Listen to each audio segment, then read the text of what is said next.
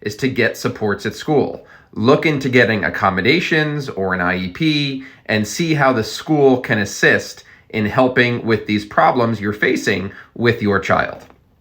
And this is the problem that so many parents of kids and teens with ADHD find themselves in. They are dealing with behaviors in the home every single day on a daily basis that are really creating a toxic environment in the home. And when these parents reach out to the school to express what they're seeing at home, after school, on the weekends, oftentimes they're greeted with a response from the school of, "We don't see those behaviors at all. You're describing a totally different child than we see in the school environment." And it's very hard for the school to even believe that these behaviors are happening. And this is the new understanding, and this is the framework of ADHD we all have to comprehend and understand.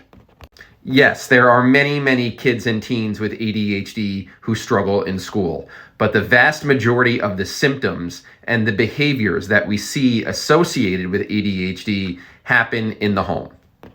In so many ways, the school environment actually benefits the ADHD brain because it is structured. It's very black and white in terms of the rules and consequences and the dynamic conditional relationships. There's also peers around that are modeling appropriate behaviors. And also the kids are quite hyper aware and they don't want to embarrass themselves in front of their peers. So the structure and the consistency and all of the society community-based feel at school works quite well with many with ADHD. And home is exactly the opposite. Home is unstructured, and home has the only unconditional love relationships that child will ever have.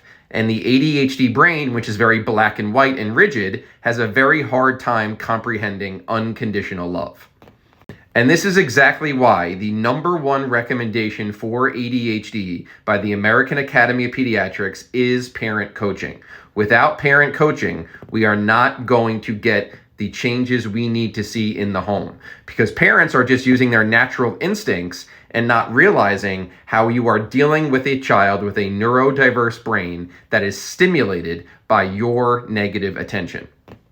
So the most important thing, we have to reframe ADHD and stop thinking about it as this attention deficit disorder and understand that it is a negative attention stimulation disorder.